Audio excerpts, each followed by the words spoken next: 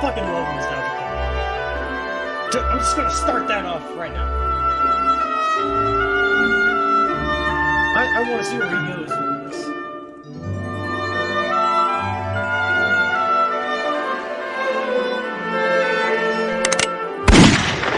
Oh shit!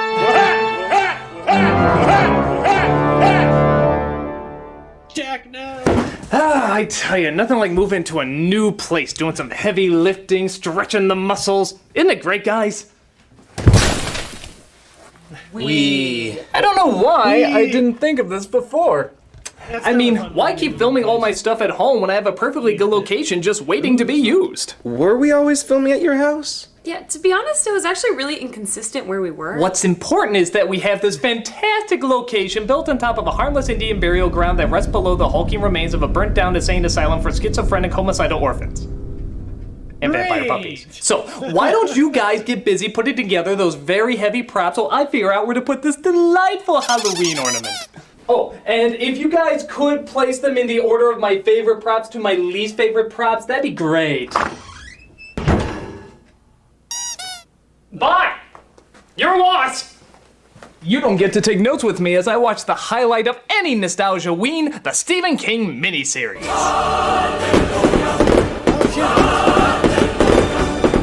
Yep, nothing like celebrating the holidays by attacking a man who's done absolutely nothing to me and is making his living by entertaining others. Oh, we'll show him, won't we, Pennywise? Oh yeah. We all know he's had some classic stories, but he's also had some classic blunders. And nowhere are they more spotlighted than in the overly long and overly goofy miniseries. Only this time, the idea is not to get one of his ideas to the screen, it's rectifying a version that he's hated for years. That, of course, being The Shining. I like The Shining, though. That's what I don't get. I like The Shining. Most are aware of the Stanley Kubrick adaptation, or as the Brits like to say, Kubrick. And for the most part, audiences seem to enjoy it. That is, of course, except for King. Yep, the guy who loved 2012 and Death Race couldn't stand the theatrical release of The Shining. So, what to do? Release his own version on TV in 1997 with a teleplay entirely written by him. It's sure to have some kingly awkwardness, and I'm here to take notes on it for my next review. So, what are we waiting for? Let's dive into the Wish You Overlooked Hotel with The Shining. So our story takes place not in Maine. What the hell's going on here? As we open with Jack, played now by Steven Weber, being instructed how to handle the boiler room when he becomes the caretaker of the Overlook Hotel. Oh, and I don't mean briefed, I mean instructed with every single detail. This is your pressure gauge. It's got a safety valve. Hey, this is your drop valve. So here's what you gotta do. This son of a buck has been rusted shut. No safety valves. He's rated for 160 every night. Last thing. You know, oddly enough, King, the inner workings of a water boiler described by Commissioner Gordon in the hopes that your obvious setup for the climax will seem less silly isn't as riveting as you think. Well, yeah. But at least he has some history to welcomingly scare the shit out of the new housekeeper. We had this lady here last summer, Slittereth. And there was this last caretaker, Grady. What about him? Shotgun. Both barrels. Jeez, I hope you don't say this on all the hotel tours. And over there is the kitchen where old Mary McCreed cooked her husband. Pipe down, he was delicious. Jack then talks to the owner of the hotel, played by the shaking head of Elliot Gould. The board has decided to put an alcoholic less than a year away from his last drink in charge of one of the greatest resort hotels in America. May I be frank? Oh, why stop now? It makes me sick. Here are the keys. Enjoy your stay. I'll not only be taking care of the Overlook, but I'll be taking care of myself and my family. While Jack assures our mystery theater actor that he's no longer on the sauce, we see his boy and wife waiting eagerly at home, played by Kirtland Meade and Rebecca De Mornay. Did your dad get the job?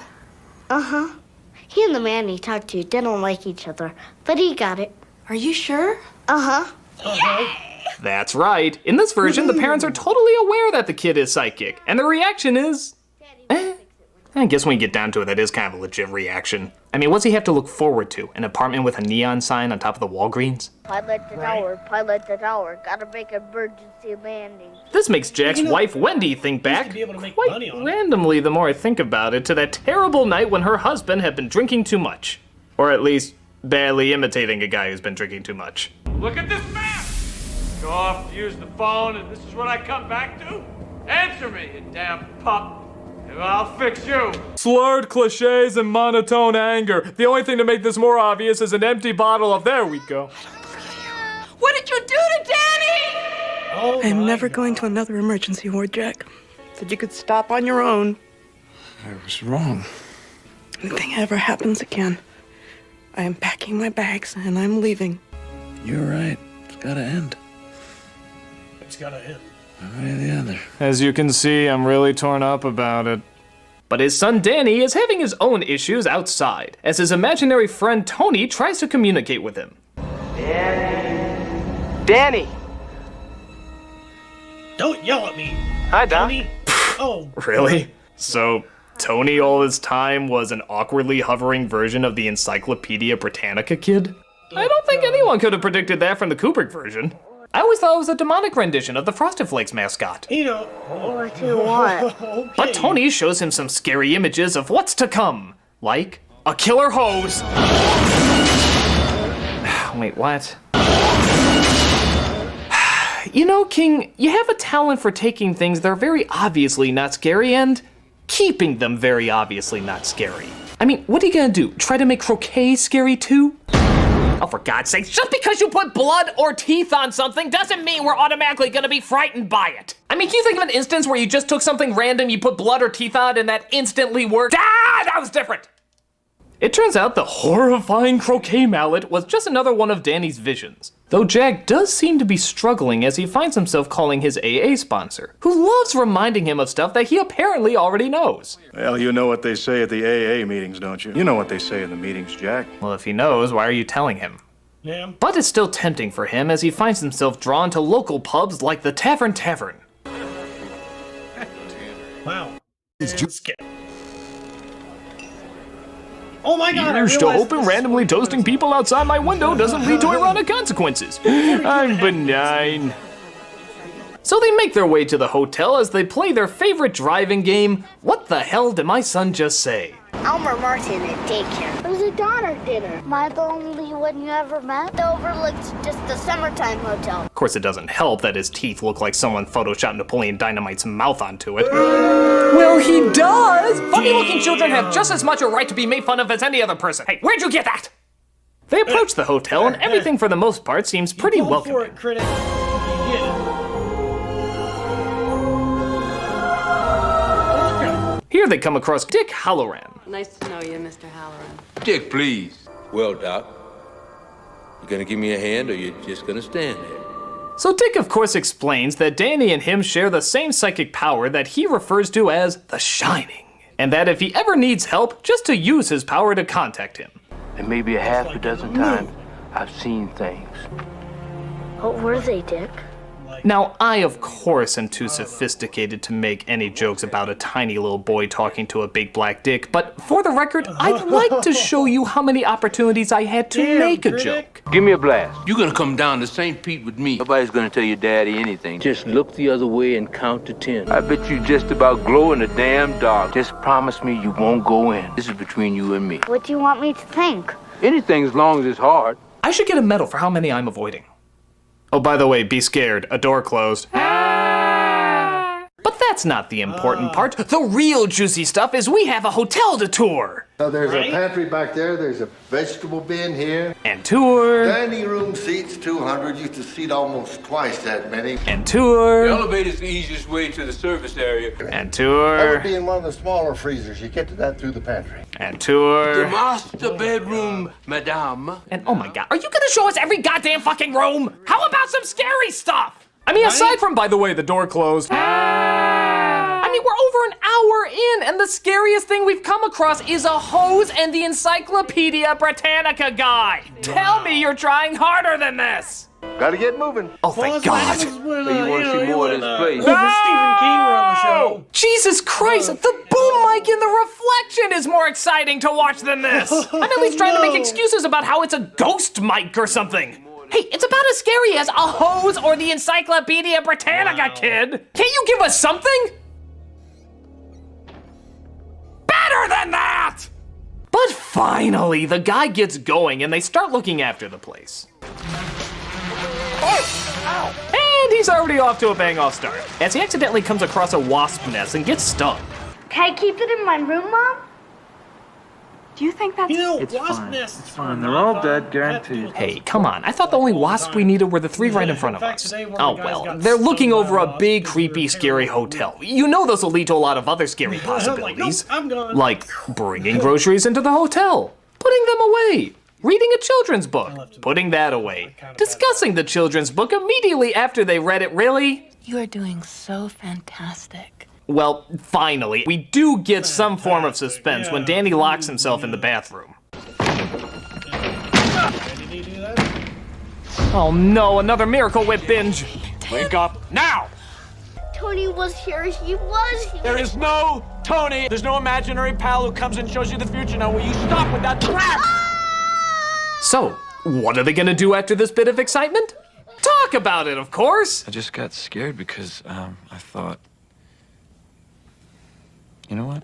I don't know what I thought. Oh, Jesus! Do something! Dude. I mean, how far along are we again? Do something! An hour and 15. Okay, great. So they finally decide that Danny should go to a doctor. Fair enough. But what kind of doctor should he go to? You would think of like a psychiatrist. Sidewinder that's supposed to be good. It's not a pediatrician, he's a GP, but... Oh my God, are you serious? I file taxes more exciting than this! You know what scares me? The idea that nothing scary will ever happen. Your anger. Oh, yeah, Lord knows. That's much more scary than the insane ghost downstairs constantly messing with your hotel. Yeah, literally, all sorts of weird stuff is going on downstairs, and where are our caretakers? Finding out how many different ways they can say sorry. Sorry. How many ways can I say it?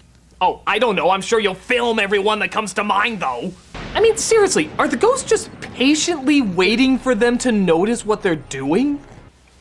I don't want this to be an angry place, Jack. Guys, you know we're doing a lot of creepy stuff down here. Yeah, Turn the lights on and off, the jukebox, moving things. Pretty scary. You know? Okay, well, whenever you guys get a minute, feel free to come on down and take a look at it and maybe be terrified. If not, just have a good night, enjoy your conversation, and yeah, good luck with your little problem there. Again, scary, very scary. Boo. We do at last get a little bit more action as the wasp nest suddenly comes alive again. You said it was safe, Jack. You said it was safe. God, it's like those replenishing bees from the Mega Man games. They just never die. Bees, my God. You said the wasps were dead. I know I did, honey. Right, stay here with Mommy. I'll be right back. But whoa, that was way too much excitement for part one. So let's level it out with the incredibly exciting actions of going to the kitchen, getting a container, trapping them in it, taking them outside, going into the living room, retrieving your camera, taking pictures of the wounds, and talking about how you can use this to possibly get some insurance money from it. Yeah, I think $5,000 a sting should do it. Huh? Don't you think? Who cares? We're an hour and a half in. The other movie had an elevator, a blood, two scary girls, and whatever the fuck that was. And aside from the ghost once again closing the doors every once in a while, nothing creepy is happening at all. What's next? They're gonna terrifyingly tinker with the thermostat? Oh my God. So as we begin part two, which I'm sure a lot of people saw, seeing how part one was so riveting, we finally see Danny goes to the doctor. How did Danny break his arm? His father did. Jack didn't mean to hurt him, but he was drunk. Didn't we go over this? The flashback. Remember drunken Christian Bale hurting his son? We saw this. Why does this need to be repeated? Exactly. So your family's mending. I think it is, Doctor. We're trying to move on.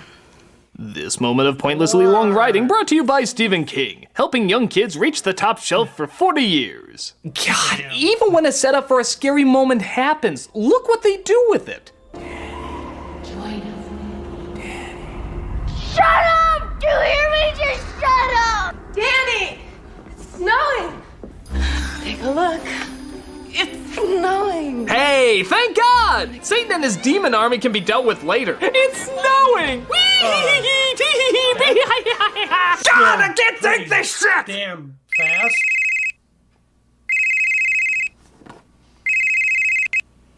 Yes, Hey, Critic. We felt really bad about abandoning you while you were moving everything. Yeah, you did. We're wondering if you wanted us to come back and help you out? Rachel, let me explain something to you. Whenever you call and interrupt me, you're breaking my concentration. You're distracting me, and it'll take time to get back to where I was. You understand? What got into you? Aunt Flo in town? We're gonna make a new rule. Whenever you hear me typing like this... How can I hear you typing if you're miles away? Or whether you don't hear me typing, whatever the fuck you hear me doing, when I am in here, I am working, and that means you don't call. Now, you think you can handle that? I'd hate to say you used to be so nice, but that wouldn't be correct. Why don't you start by getting the fuck out of here? Because I'm not in the same room with you. Say that! Damn. Good, no moving day. Let's go celebrate with some pumpkin tacos. The Shining. Pumpkin tacos? The Shining, the movie.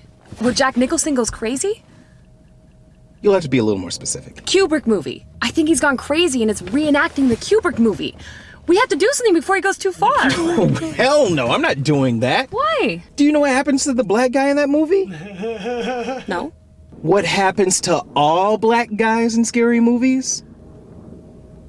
No. Well, let's just say it doesn't end well. Well, let's just say if something happens to the Critic, then we're out of a job. But I wanted to try the pumpkin burger from McDonald's. Drive! Fine. But if they run out of pumpkin McNuggets, I'm blaming you.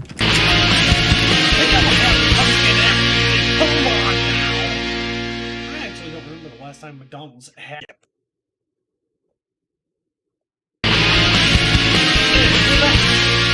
So I know you're all blown away with that snow scene, but sad to say, some actual suspense seems to enter the picture when Danny is tempted to go into room 217, which he has been forbidden to go in. Doc, what are you doing here, Doc? They're like pictures in a book. Doc, if you give them the chance to become more than that, I could go in here if I want to. Why do you look like that? Wait, leave me alone. You look weird and geeky. Good. To find out how you can own the new Encyclopedia Britannica... Honey, where are you? Help me! I was talking to the people at home. Just a hose, stupid. Just call this number and we'll send you this free booklet. God. Danny, what are you doing? Nothing, Daddy. Nothing, Daddy. What's the What matter are you with doing in Mr. Ullman's office? Man. Oddly enough, most of the transition of Jack turning crazy is done surprisingly pretty flowingly. That is except for this one moment where I think a page was out of place or something because suddenly he's in full nut mode with no lead in at all. What have you got behind your back? Nothing, Daddy. Nothing, honey. Not supposed to go into any of the guest rooms. What should we do about a little boy who cannot keep to the rules? Daddy, I didn't go in the... Men follow the rules. They also say their S very difficultly. Need to project Oh, and just when you thought this movie couldn't get any more drawn out, any more boring, any more tediously long-winded, we get a 12-minute conversation about their marriage without any scares, any action, or any suspense whatsoever. What has happened to us, Jack? Please, please try to bear with me. I hate this place now. I'm just interested in the papers I found down the cellar. Is stress the reason you don't want to make love to me anymore? Entertain! I mean, we didn't have much Bring on back in Boulder, but You know. I know how much I bitch things up for myself. I'm not talking about the guest room. You won't be sorry. I do. The booze and my temper, George Hatfield. Your husband lost his last chance because his son sees things sometimes? That is so unfair, and you know it. Situation is unfair. D-Rob. we didn't have much back in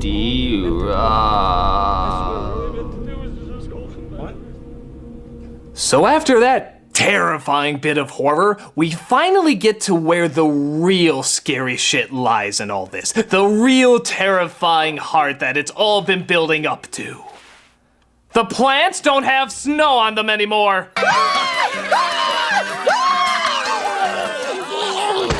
Oh, and you know what's even scarier? Having them be totally still while playing animal sound effects over them.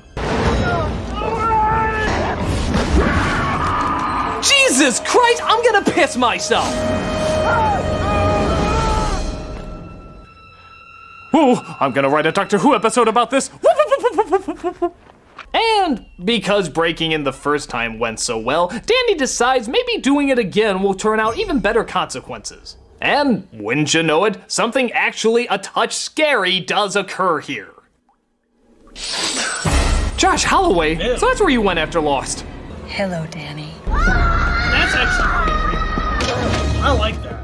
That was a pretty good effect. Knock knock. Who's there? Zoom, motherfucker! Shit! When the parents come across him, they notice he's not his usual cryptic self, but rather a more unusual cryptic self. Danny?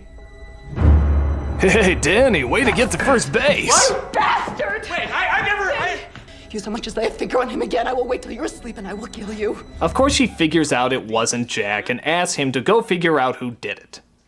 After 5 minutes of talking about it, of course. We have to get out of here. What are you talking about? The place was bad. Everything bad that happened here, still here. Stop talking about it and just show us what's fucking scary! Exactly. What if we don't go soon? Thank you, Critic. We might not be able to go at all.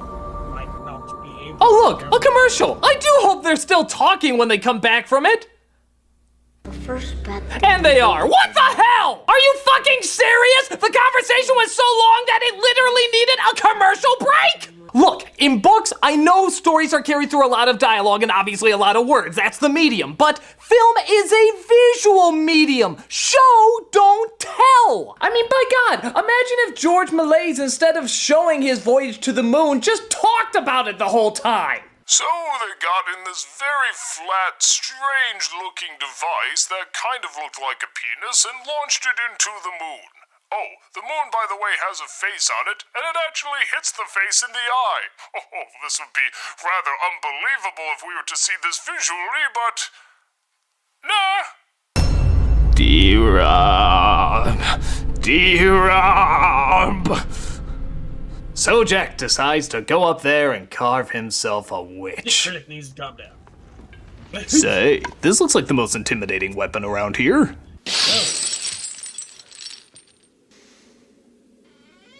Behind you, Jack. Oh, yeah, because you've already closed the door 186 times. Maybe the 187th will catch us off guard. But it opened that time, not closed. All right, let's get some exciting, scary, and/or run away like a pussy. Well, that's enough frightening stuff for this scene. Let's go back to more talking. Did you break the CB? It wasn't broken when you were in there? Why would you hint at the scary thing we already saw? You showed it! You showed it in close-up, you showed it in far away, you showed it in every angle imaginable. Okay, not every angle, you know, haha, TV, but at the same time, we know what it looks like. We know what's scary about it, so why would keeping it in the shadows scare us when we know exactly what's in there? Why? Mm-hmm. He makes a good point. I need a drink. No. Critic. God, I need a drink. Fuck my goddamn soul for just a shot of cupcake vodka.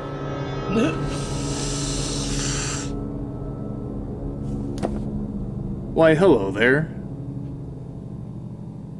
Kinda dead tonight, isn't it? Yes, it is, Mr. Critic. What'll it be? Well, I'm so glad you asked me that. It turns out I have a lot of lost time to make up for. That's James, all on account of this miniseries. And I tell you, it keeps getting worse. Do tell, Mr. Critic. Do tell. For example, Jack pretends he doesn't see anything as tensions start to rise. I've got to dump the boiler! Look at your son!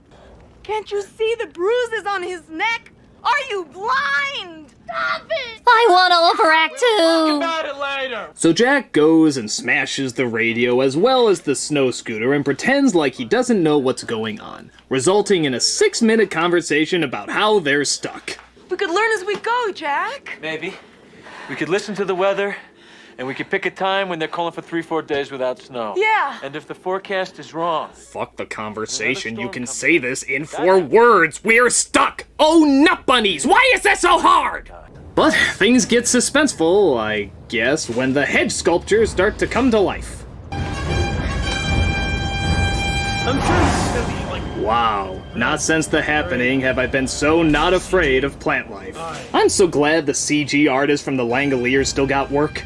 Things get even more hectic when one of the rooms locks Wendy inside. Why? I mean, what's the point when you really think about it? Even if they do catch up to him, what are they going to do? Give him poison ivy? Oh, hey, that wasn't us. You're just a clumsy clod. Daddy! And once again, what is this all building up to? Daddy! Hi, Mom! Abso-fucking-lutely nothing. You're jumping at shadows, babe.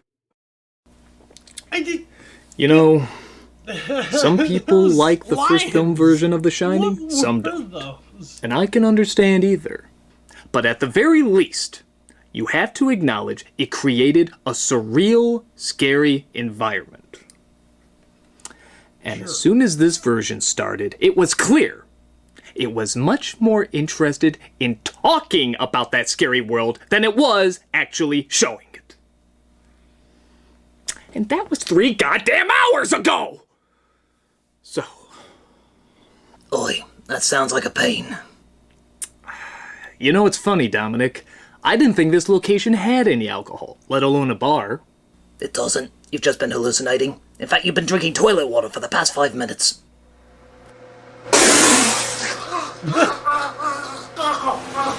That was good. I'll give him that. Critic? Critic? Hey, Critic. What the fuck? Do you see him anywhere? Would you take that off? No, I'm not getting killed by a D-list internet celebrity. Look, there's his laptop. Maybe we can see what he's been working on.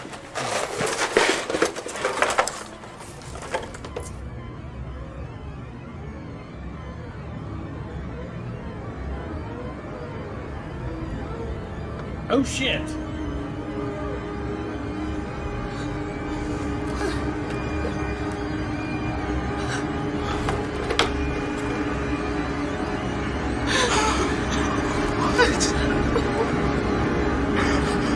Wait.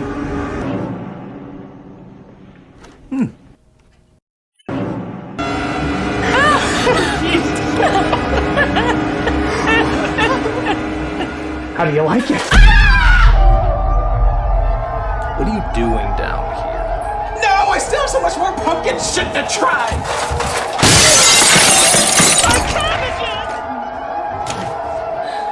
I just wanted to ask about what we should do about The Shining! Okay, what should be done about The Shining? I don't know! I don't think that's true. I think you have some very definite ideas about what should be done about The Shining, and I would like to know what they are. I just think that you can find something good in it and you'll feel better! You can find something good and you'll feel better! There is nothing good about it! There has to be something that King did better than Kubrick!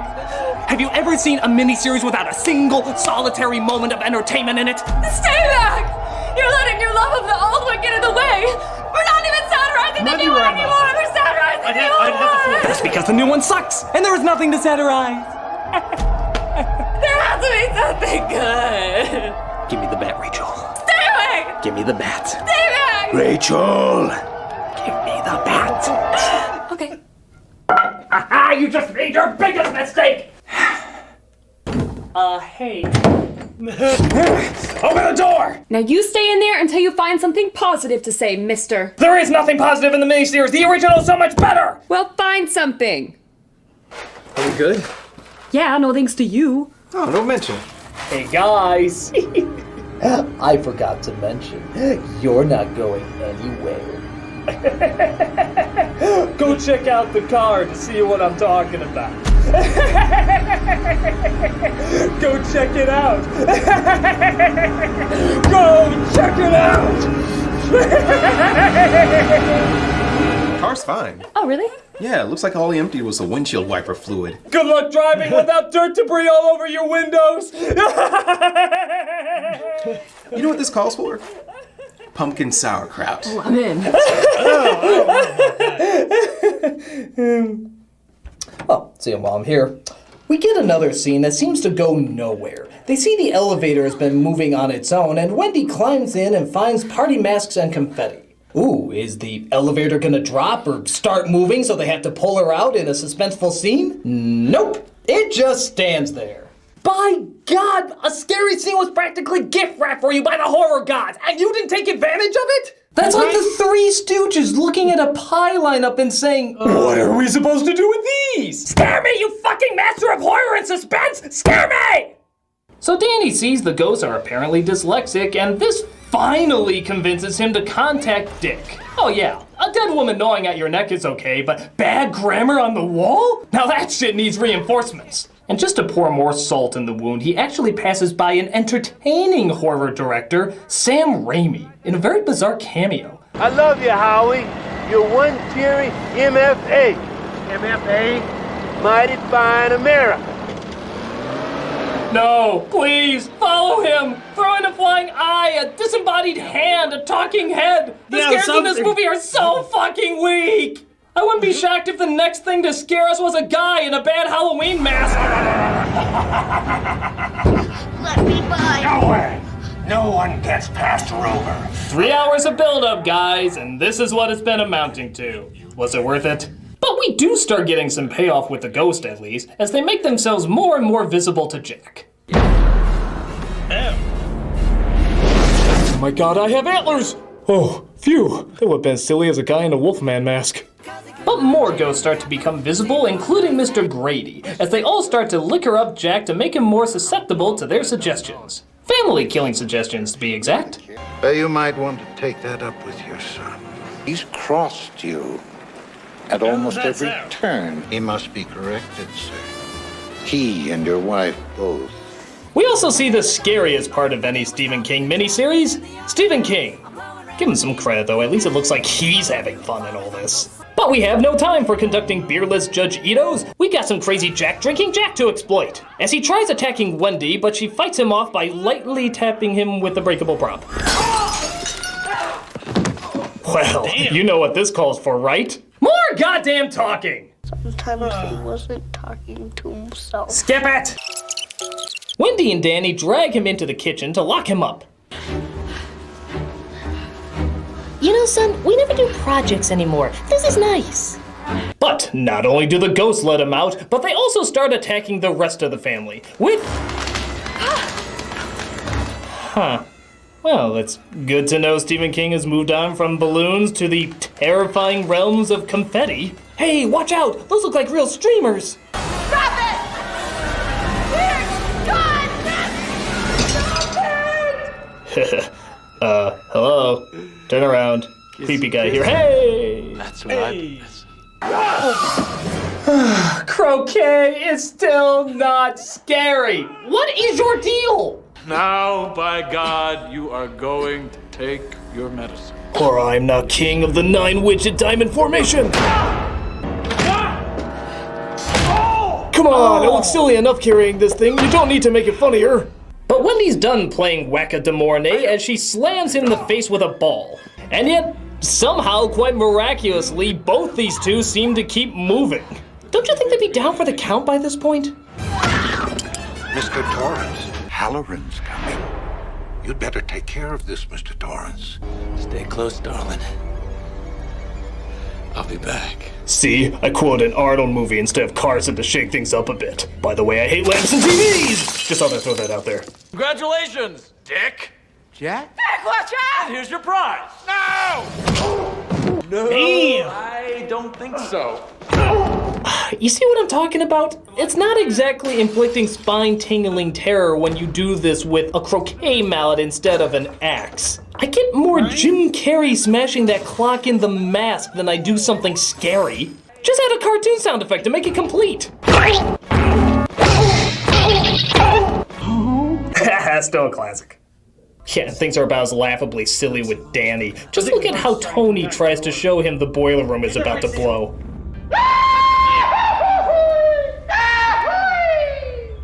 It's the boiler.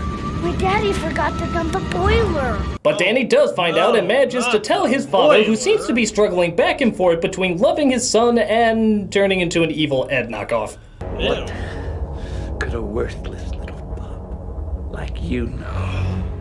That my daddy hasn't dumped the boiler pressure today. No! Foiled by incompetent maintenance! Danny and Wendy manage to wake up Dick and they make their way out, resulting in Jack sacrificing himself by blowing up the house. Because, as we all know, explosions can apparently kill ghosts. Total protonic reversal. Goodbye, Daddy. Goodbye! Shit. And what's the only way we can wrap up 237 minutes of boredom? A goddamn graduation ceremony! Because we weren't bored enough! God! Dear Rob. Dear Rob. Dear Rob. Dear Rob. Dear Rob. Dear Rob. Dear Rob. I get it now.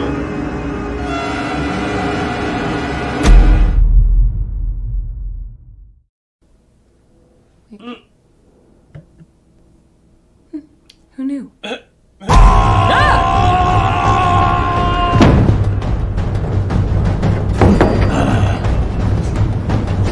What is this, musical rooms? Open the door! Not until you de-crazy yourself! No! There's gotta be something I can get this open with. Well, if it's scary enough for Stephen King, it's scary enough for me.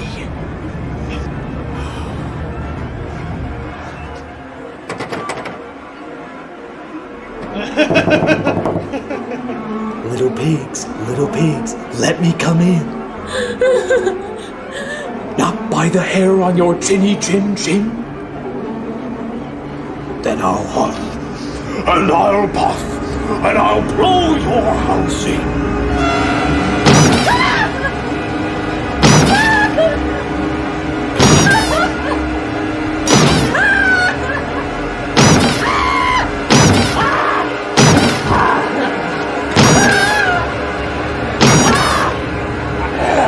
You know, this really isn't working. Why don't you just open up the door? Not until you find something positive about the miniseries. It'll clear your head. There is nothing positive about it, and somebody has to pay for it. Somebody has to pay. Pumpkin guacamole? Oh. Critic? Who? Hey, Doc. Good job, Doc. I love you. That's it. Welcome! You know you have to die! It's the law of every scary movie! What about that guy from Event Horizon? He lived! Jurassic Park, Deep Blue Sea, Gremlins, the list goes on! How about that chick from Alien vs. Predator? Was she black? I don't really remember! I'm pretty sure she was! That chick was awesome! Why do so many people hate that movie? I think it's seriously underappreciated as movie crossovers go! I mean, there's no Avengers, but it was still pretty damn decent!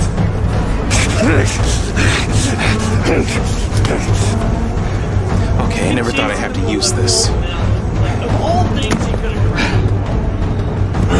Welcome! I'm coming! What have we here? Excuse me, sir. I was wondering if you saw a black person come through here. Why, no, good sir. I was just walking through reading my James Patterson novel and listening to Wrecking Ball. It's a good song. Of course it is. Hey, Nostalgia Critic. Random white person. I found out something the miniseries did better than the movie. What? What could that possibly be? Jack's character. Huh? For Schnizzle? Jack in the first Shining was just playing, well, Jack. It's just another Nicholson role that could be switched out with any other. But King's version had a very complex, interesting, three-dimensional character that shows step by step what he's going through and why he's going through it. But it's not scary. Just because it's not scary doesn't mean it's not good. I mean, look at Nicholson. That man was born to be scary. Even in the scenes where he's trying to be normal, he's still scary, but in this version, you actually feel sorry for the character and see the natural progression of his tragic story. Hey, that man played a very emotional, very complex, very dramatic, you're right, it's just an Art Nicholson performance. So, wow. King actually did something better than Kubrick? I mean, the rest of the series is boring, cliched, not the least bit frightening, but at the very least, he did explain his main character much better than the Kubrick film did. And Steve Weber did a good job bringing that emotion of a normal guy being tormented to the screen. Despite all its other faults, that part was actually pretty well done. I can agree with that.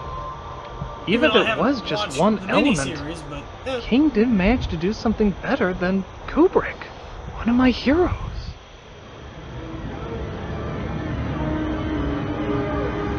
Critic, are you okay? No, it's cool. I just need to sit down and think things over for a little bit.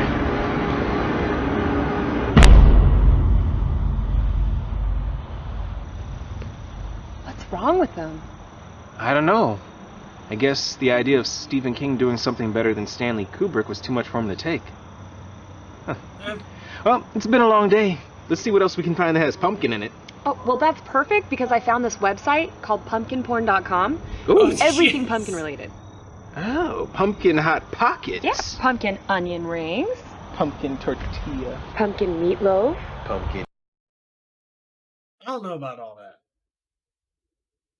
I have had pumpkin stew, though. That was pretty good. I will give it that. Of course, got it at the Pumpkin Festival, but what's with all the faces?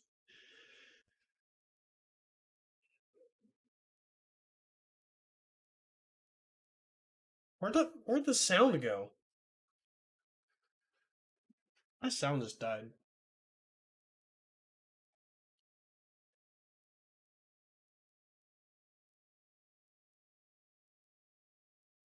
Oh, there it is. It came back. It's all good now. Okay. Critic, I guess I could see the points in that, but I still like I still like Kubrick's Shining better, even though I can't really.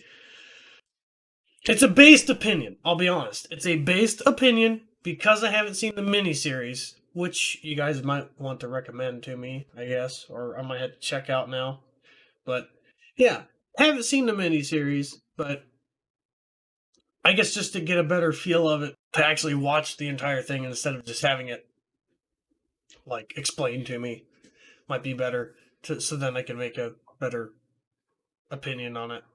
But yeah, anyway, if you guys enjoy this kind of content of me being at my own humble abode, go ahead and leave a like, comment, and subscribe, because I know you will enjoy it, I know we will too, and go ahead and check out our Patreon and our membership. You guys get special content, like updates of like upcoming videos, and you get your names at the ends of each of our videos, and you also get Did I mention special videos?